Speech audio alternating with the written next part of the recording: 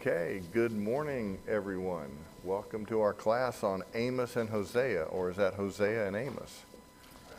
So today we've got an interesting class. We've got some cakes that didn't get baked. We've got some silly doves, some deceitful bows, and a few other interesting things to talk about. So we'll get started this morning. Do we have somebody lined up for a prayer this no, morning?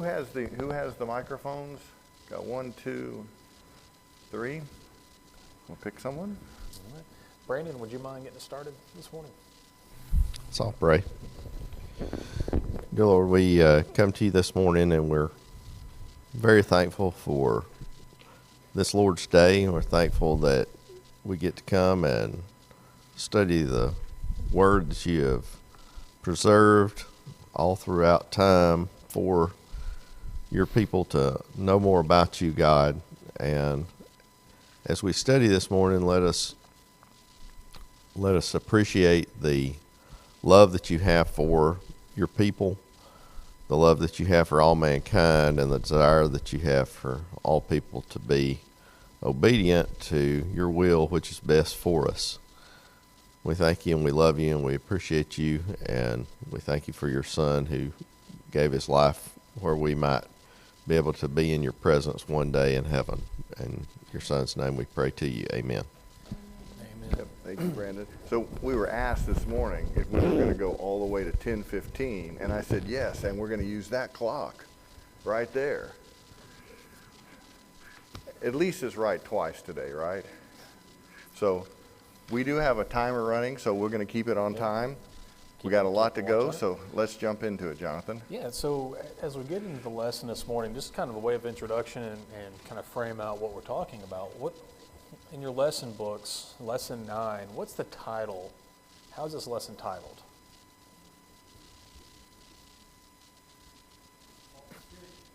False security, this false sense of security.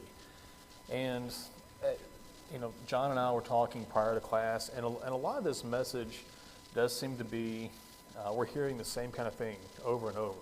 But I think maybe this message in particular should speak to us when we think about this idea of false security. And we'll get into more of this as we go through the lesson, but as we're talking about this, I want all of us to think about, where do we place our security? Where do we place our trust and our hope? And it's easy for us to say, in God, and that's the right answer. Or it should be the right answer.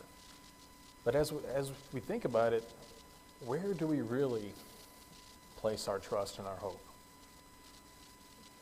And we'll see some of the things that Israel trusted in and put their hopes in, and how that turned out for them. But I think a lot of those things are the same for us today if we're not careful. So as we talk through this, I think there's a lot of application for us in this lesson. That being said, as we get into the message, we're in Amos chapter 6, Hosea chapter 7 this morning. It's not a happy message. I mean, so much of the prophecies is the judgment and this coming day of the Lord. But so often in it, we do see that glimmer of hope for the future. And we see that in other parts of Amos's message and Hosea's message. But what we're studying today, it's not there. There's really nothing positive, nothing to look forward to in this part of the message. And that is such a horrible place to be, such a depressing place to be. I mean, can you imagine that message coming to you today, or to any of us, that we believe and we think we are children of God, and rightly so. But then you get this message coming from God's prophet to tell you, you may think you are, but you're not. There's nothing you are doing that is pleasing to God. Nothing in the way you're living. And because of that, God's going to destroy you. There's no mention of the remnant, no mention of hope, no mention of anything better, but it's just straight up punishment. And that's a tough message to hear. And again, what was the political state of Israel at this time? Good, bad, strong, weak? Where are we? Strong. Politically, strong. Militarily, strong. Economy, strong. At least for those at the top. there was no fear of any of this coming about from the people because they had it so good at the time. Yeah, in fact, I think Again, I think yeah. the people, I mean, that's one of the reasons they didn't believe Hosea and Amos. It's like, what are you talking about? Everything's going great. I mean, look, we got plenty of money. We're not Yeah. at war with anybody. We got nice, secure borders. Hey, look at our great strongholds we have here. We have these fortresses. We have this great army. Amos and Hosea, you guys have no idea what you're talking what about. do Just we look have to worry around you. about? You can see the.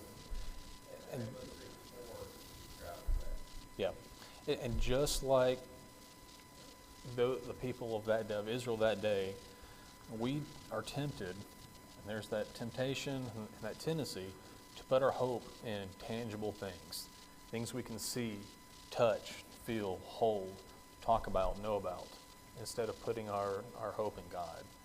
And we'll see that as we go through the message this morning. So as we start out in Amos chapter 6, what group of people is God addressing through Amos? What segment of people, our first question, what segment of the people of Israel does Amos address in this chapter? And it's really in that first verse.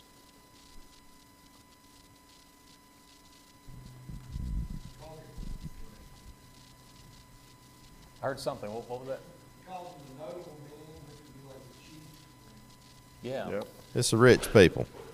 It's the rich people. The rich people. These are the leaders and the people that are, what they would consider the best. Yeah. Those who are in charge, the notable men of the nations of the house of Israel, those who are in power, those who have notoriety, influence, reputation because of what they had done. And why is he addressing that group specifically?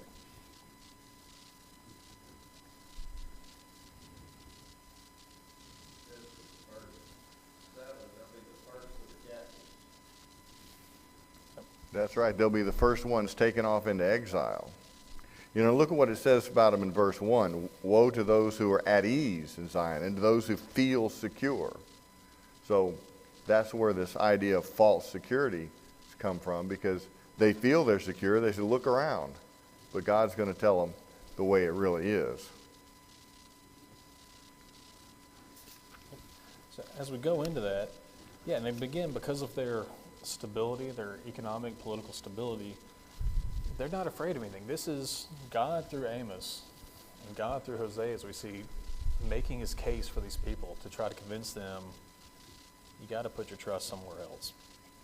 Now, if you look at verses 4, 5, and 6 there, what does it say about what does it say about the people? What are the people doing, and what is it about those activities that make them so bad? So let's look at that. Woe to those who lie on beds of ivory and stretch themselves out on their couches and eat lambs from the flock and calves from the midst of the stall. Does that sound bad? Sounds kind of nice, doesn't it? I mean, yeah, it sounds pretty good to me. Those who sing idle songs to the sound of the harp and, like David, invent for themselves instruments of music, who drink wine in bowls and anoint themselves with the finest oils. But what's the problem at the end of verse 6?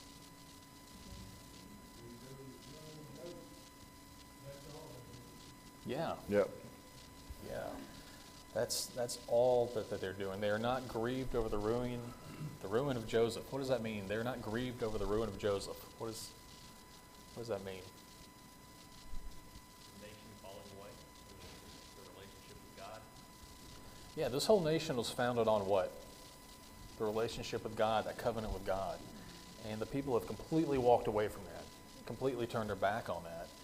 And as the leaders, we've talked about this, but it was their responsibility to teach the people and keep the people in line, to set the example. But contrary to that, they're doing the opposite. They're just saying, we're going to take care of ourselves. We're going to rely on,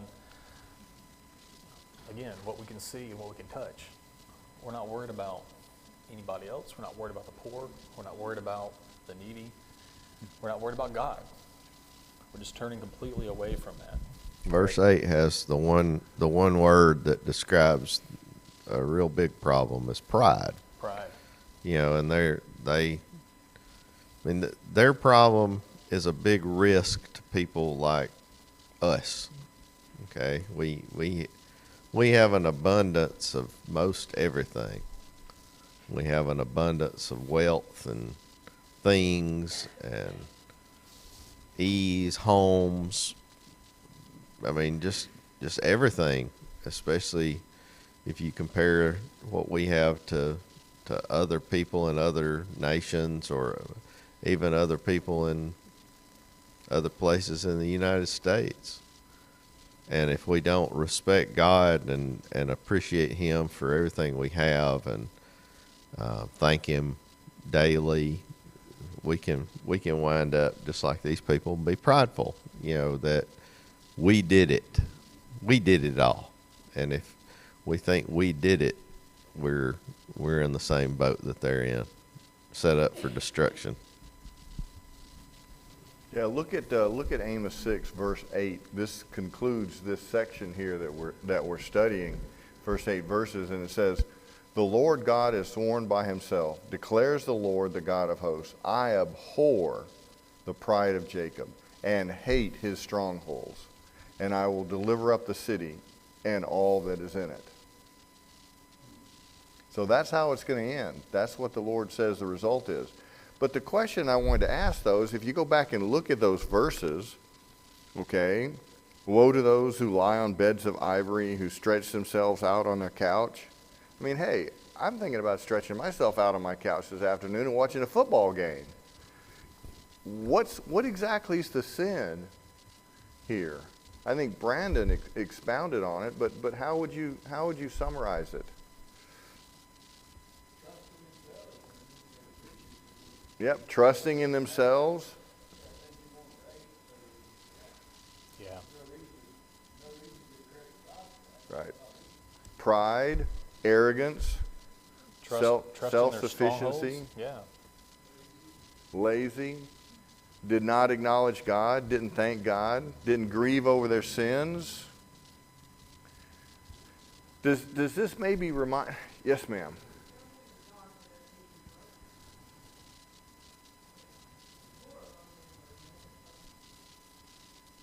Yeah, there was no regard Yeah, for right. the poor and the needy. They had what they needed. The wealthy had everything they needed.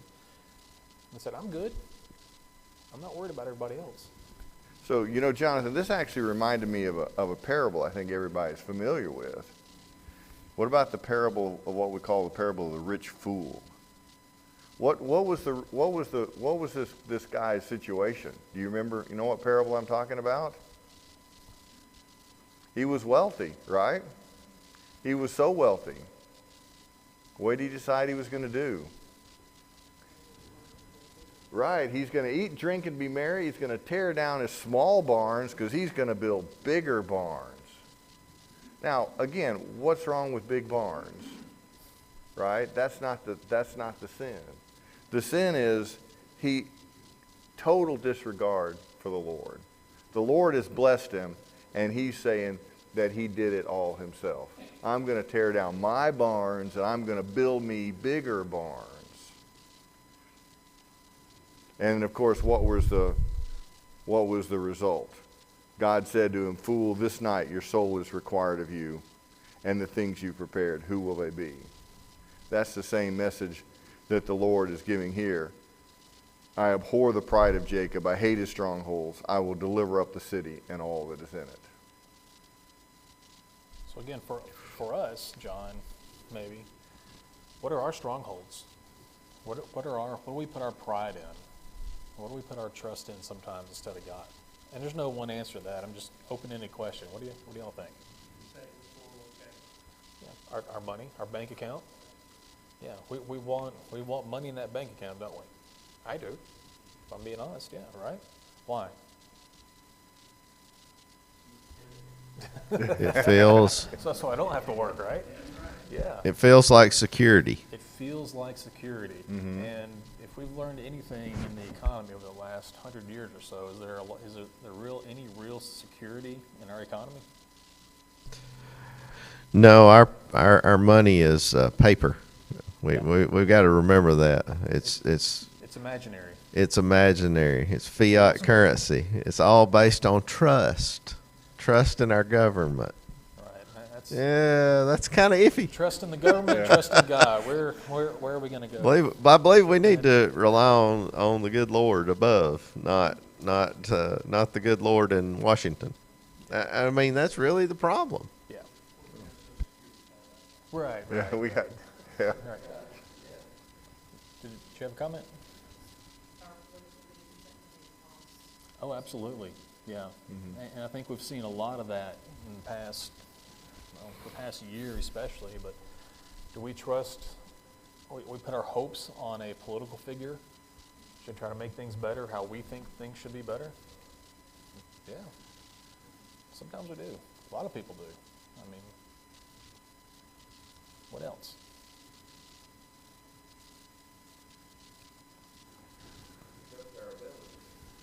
Yeah.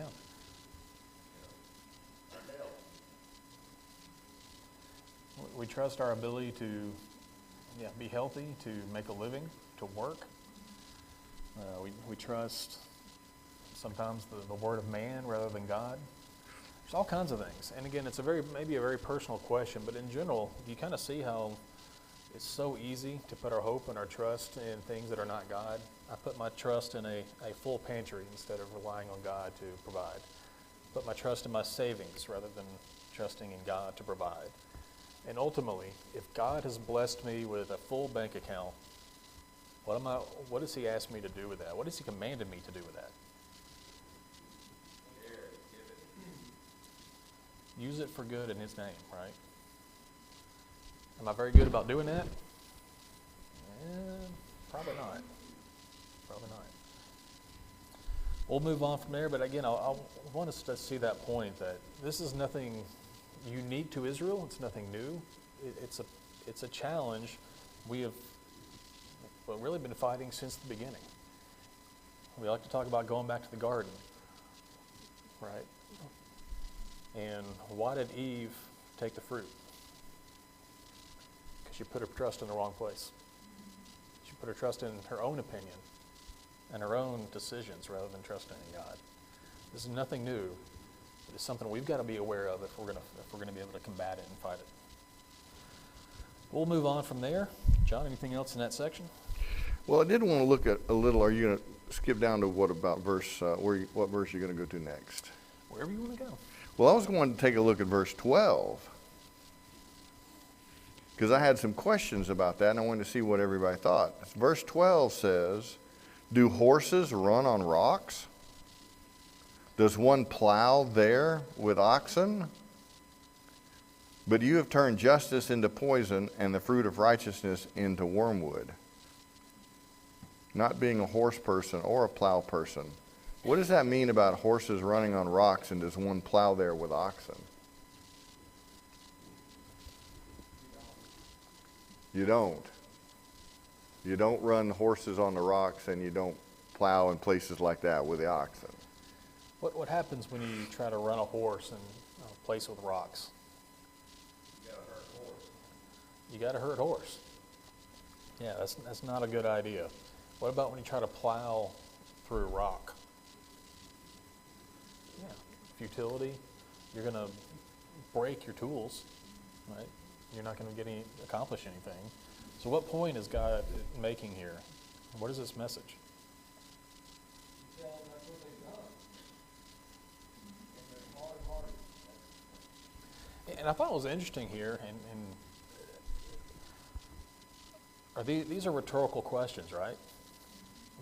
We're not as familiar with the answer, but we know enough to know that, yeah, you're not going to run a horse on rocks. You're not going to plow a rock with oxen.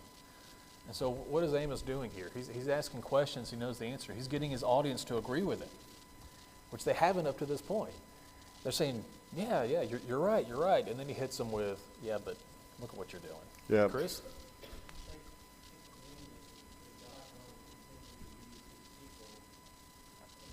Is God going to use them? Is He going to turn righteousness as the fruit of God, but they've turned justice into wormwood? Is He going to continue to use them as a nation when God is righteous and they're not bearing that fruit. And so the part of the trust that they're putting themselves in or relying themselves on is the fact that they're God's people. If you take the context of the previous chapter, they're still worshiping and sacrificing and singing and all this stuff, and they're taking security in who they are. And God says, are you better than these other nations who have been taken over? You're not better than them. You've taken the fruit again, and you've just rejected who you are. Yeah, absolutely. God has no use for them, cannot use them the way Israel was intended to be used. Great comment, John. Yeah, he says he turned justice into poison and the fruit of righteousness into wormwood. And wormwood you can think of as bitter fruit. So he says you've turned justice into poison and righteousness into bitter fruit. And so the question in the lesson was, well, what exactly have they done? And I thought this was a pretty easy question to ask, because if you remember what we studied last week in Amos chapter 5, he actually gave us a long list. So I think here in Amos 6, he's just kind of referring back to what he just mentioned in the previous chapter, but it says, they take him who reproves in the gate, they abhor him who speaks the truth. They trample on the poor, exact taxes of grain from him, build houses of hewn stone, not live in them. I know your many transgressions, I know your great sins. You afflict the righteousness, who take a bribe and turn aside the needy in the gate. So basically, they are just literally trampling on all of the needy, the poor, on truth, on justice. And that's what they're doing. It says that's just become their way of life, what they're doing. And that kind of list goes on. That we looked at that last week in chapter 5. So he's just reminding him here in chapter 6 that you've just turned justice into poison, the fruit of righteousness into wormwood. What is wormwood? Bitter fruit is the definition that I had. Bitter fruit. What do y'all think about when you think about that, bitter fruit? Poisonous fruit? Something you take a bite of and just I think of a immediately- persimmon. You ever ate a green persimmon? That was my thought too. Yeah. Yeah. Green persimmons. They look good. When you pull them off a tree, they look like, man, this would be really good to eat. And then you take a bite out of them, and your mouth draws up like you've like you ate a green persimmon. Yeah. Yeah, they're very bad. But they can be good They can be if you wait. if you wait, use the proper way. But as a bitter fruit, that's what I thought of too, at least locally. They're just something that you absolutely do not want to bite into. That you're not going to enjoy. I think too that the big thing here is the why. Okay, why are they doing what they're doing? You know, just like John was saying, is there anything wrong with going and relaxing on your couch? No. Okay. Why do they do what they do? Why are they acting the way they're acting? They're not acting in a way that glorifies God. They're not appreciating God in their activities. All they're doing is doing things for themselves. It's all about self. You know, and when we can think that these prophecies aren't for us, but they sure are. Yep. Pretty certain that somebody there in Amos' time was talking about building some bigger barns. Yeah. Way back in Amos' time. That when Jesus told that parable, it was at least 500, 800,000 years old at that point. And as we talk about that, I mean, for me, it hits a little close to home because we just celebrated a holiday where the main focus really is food, right? I mean, we can talk about Thanksgiving and being grateful for what we have, but what do we do when we get together? We eat. Then what do? Go take a nap on the couch after we ate all that turkey, right? Not saying there's anything wrong with that, but again, how are we using what we've been given?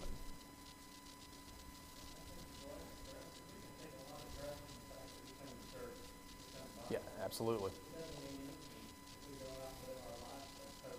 Hey, again, God's not going to run on rocks. He's not going to use his power through us if we come and we say we get all the rules right, we understand this and we understand that, and we plug into the system, so to speak, and then we go out and live a totally, we think that gives us comfort to just be at ease because we take comfort in the fact of who we are and what we do a couple hours a week. It doesn't mean anything. Yeah, as we saw last week, what did God say about the sacrifices and the offerings? He said, I don't want them. Yeah. They're worthless because you're doing it for yourself. You're just going through the motions. You're not putting any heart into it. And as a big potential big trap for us too. Eric? My little translator here on this wormwood was talking about it's actually a drug, and it's a good drug unless you abuse it. It could be a very good drug unless you use it for the wrong reasons, or if you abuse it. So there may be some context there. So. Well, Jonathan, Let's we move got on to Hosea. Yeah, we got about 20 minutes left, a little less than 20 minutes. Let's go look at Hosea chapter 7.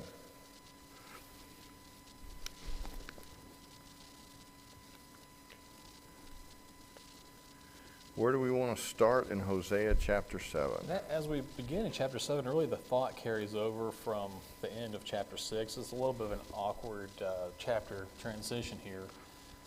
He starts out saying, when I would restore the fortunes of my people, when I would heal Israel, the iniquity of Ephraim is revealed, and the evil deeds of Samaria, for they deal falsely. The thief breaks in, and the bandits raid outside. So as we get started into this, what is God wanting to do? What is his intention?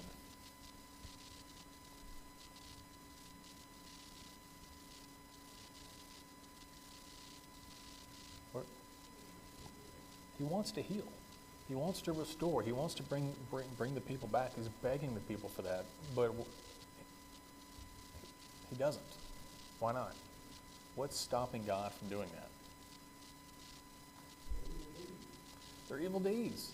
Yeah, God's not going to coexist with evil. But it's not only their evil deeds. I think verse 3 is really telling us something beyond that. Look at verse 3. It says, by their evil they make the king glad, and the princes by their treachery. And you could use the word glad or happy. By their evil they make the king happy, and the princes by their treachery. So it's not that they're just committing these evil acts, but they're actually delighting in them. They're enjoying them. They're making them happy. They're, oh, this is great. Let's do more of this. It just shows kind of how hardened their hearts are by this point. And that's what it takes, isn't it? For a person who professes to be a child of God, what does it take to behave that way? To have no regard for righteousness, for right and wrong. It's that callousness, that hardened heart. How do we get to that point? How do we get to the point where sin doesn't bother us anymore, or we don't care? Because we don't want to go down that path. What takes us there? Yeah, walking away from God. Walk away from God, and like in Revelations 2, the church of Ephraim, it says go back to your first love. All the way through there, people didn't do it. Yeah, it's focusing not on God, but it's focusing on self. Not a novel idea, but that's what gets us there. One thing Flynn always says, we don't sin unless we like it. And I mean, that's what it is. I mean, why did David have a kid with Bathsheba? Was he a man after God's heart? Yes. But why did he do it? Because he wanted to. He thought she was beautiful. He thought that, he wanted that woman. So why do we do what we do? It's because we want to. And when we get to the point where what we want completely overrides everything, it does, like what Scott says, our heart gets hardened because we just want what we want, and we forget about God. We don't care anything about that. We just want what we want, and we Yeah. And I think That's there's a what level of influence from the world on this too, right? That why did Israel want a king? To be like the other nations. Yep. Why did they start following the other gods, these idols and the Baals? They wanted to be like the other, Yep. be like the Be other like nations. everybody else. And what happened? They became like the other nations. Yep. They allowed their view of religion to be influenced and changed and warped by the world around them. One of the things I think is interesting here is we look through Hosea, you look at all the different types of arguments that he made, trying to convince the people, and they didn't listen, of course. I mean, he started out with a whole story of Gomer, Yeah. which was, I mean, that's like, being hit in the head. That story is such a strong story. But look at Hosea 7 and verse, verse 7. It says, all of them are hot as an oven, and they devour their rulers. Their kings have fallen, and none of them calls upon me. He's actually using this verse to try to remind them of their own history in Israel. And he wants the people to think back to all of their kings. And I think And what happened to their kings? yeah, because Yeah. one of the things that you can go back and look at their history of their kings, particularly their kings that have fallen, and you'll see that throughout the history of Israel, it seemed as if kings getting assassinated on a pretty regular basis seemed to be kind of the norm. That there was definitely several periods in their history, and their recent history in the last 100 or 200 years or so, where they'd have a king, the king would last a month, 6 months, a year, then get assassinated, then another family would take over, that king would stay a month, 2 months, a year, whatever, get assassinated, and it just went right on and on. In fact, if you read some of the passages in what was it, 1st or 2nd Kings, that was referenced in our workbook, you just go on for like several chapters going, you got to be kidding me. King after king barely lasts a year or two before they're assassinated, and every one of them is just evil, and they're just falling like dominoes because that's just kind of the way the people were, because they were not following God. They were following Jeroboam, the son of Nebat, when he said, hey, we're going to do what I say we're going to do, because this is what we're going to do here. We're going to set up our own places of worship. We're going to set up our own idols. We're not going to follow God. I'm going to devise all of this great stuff out of my own heart. We looked at that verse before. Here he is again, Hosea, trying to remind them about their own kings that have fallen. You see the results? If you don't believe me, just look at your own history. Go back and study these kings, see what happened to them. Of course. You look through those verses, there were about 13 verses listed in the lesson, and just within those 13 verses, there's 6 different kings who were assassinated and taken down. Not a good time to be a king in Israel. And all of those kings, regardless of who took control, who took power, or how they did it, in question number 11, and referring to Hosea 7:7, what did none of those kings attempt to do?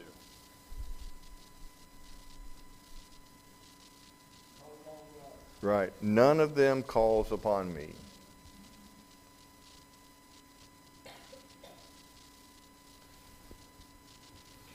I don't know how hard your heart has to be in that kind of situation and still not call upon the Lord.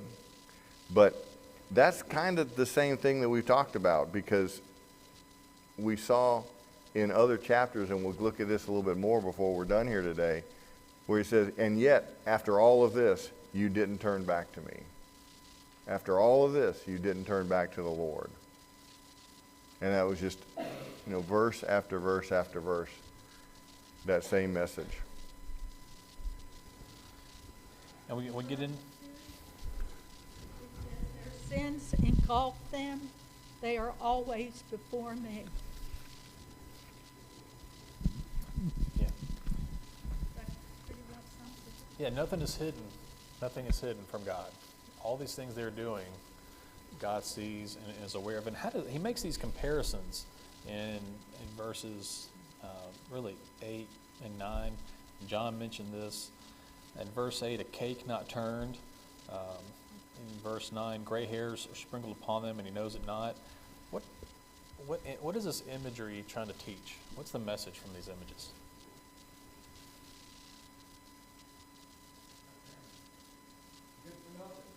Yep, good for nothing. They're talking about a cake. You didn't turn the cake, so one side of the cake's burned and the other is not even cooked. You're like, this is good for nothing. And why isn't the cake turned?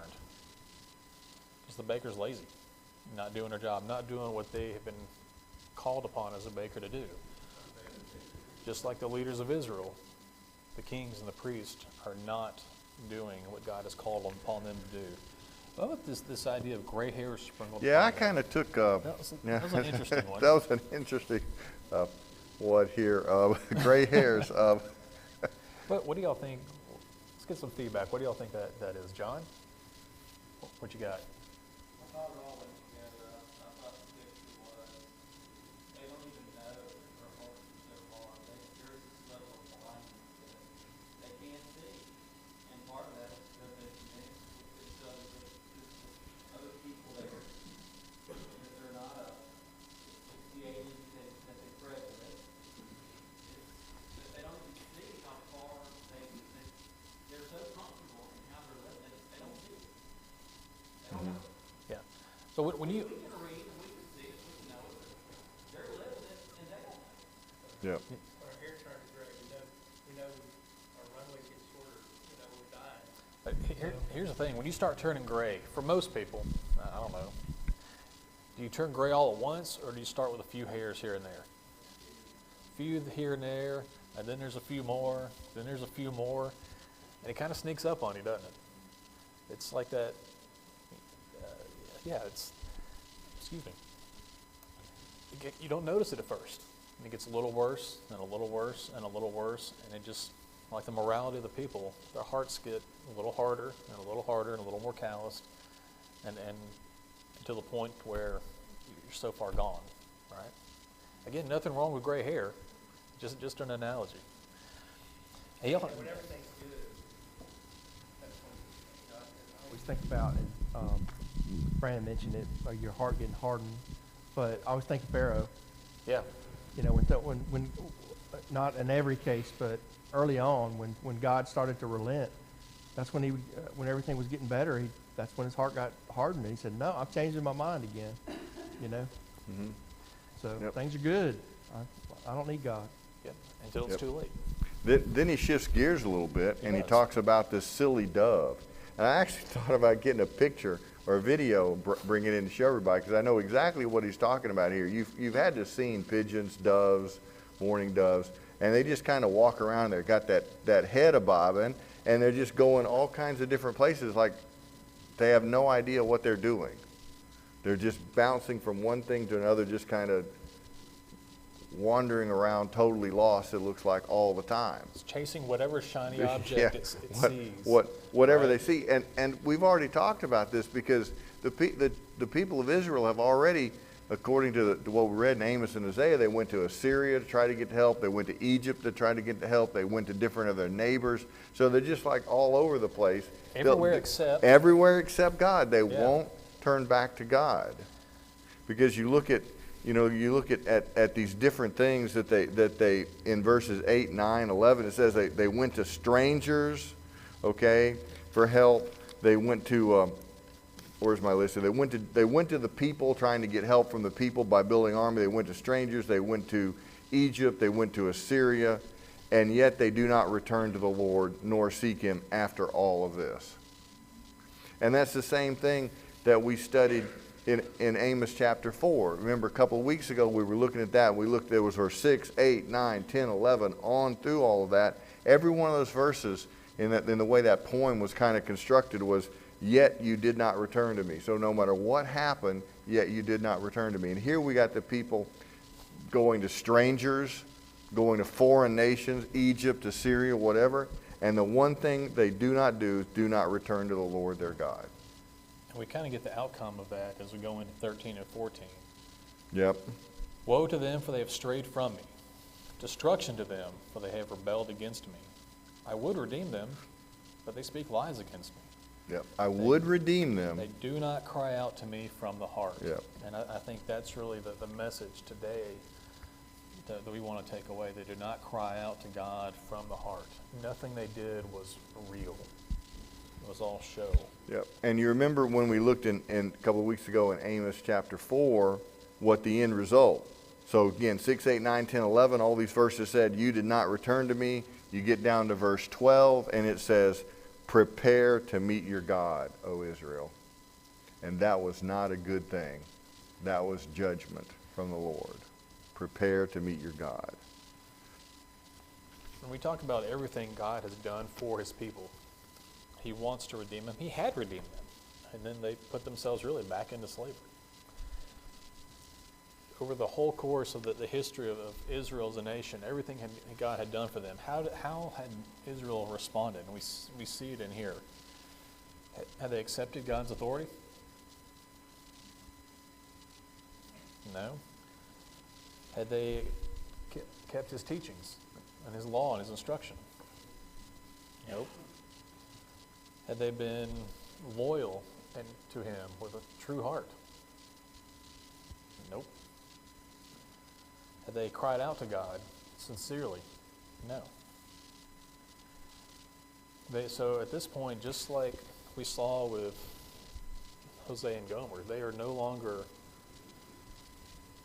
faithful to the covenant. They are no longer faithful to their covenant partner in God. They have broken that covenant, and that day of the Lord is at hand. But Jonathan, in verse 16, it says, they return.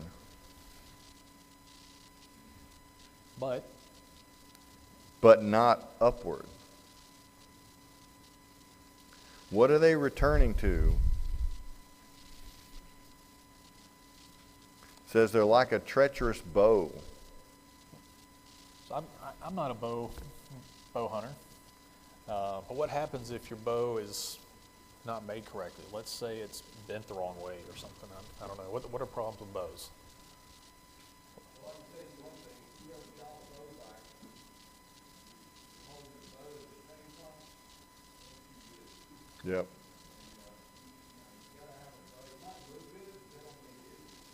What if there's a little crack under the paint, the finish on it, and you draw that string back? What happens? You don't want that to break. Yeah, so despite all of this, they return, but what do they return to? They return back to the things that they trust, their own strongholds, their own bows. They trust in themselves. They trust in all of the things that they have done. They trust in themselves, not in God. So yeah, they returned back to all of those things.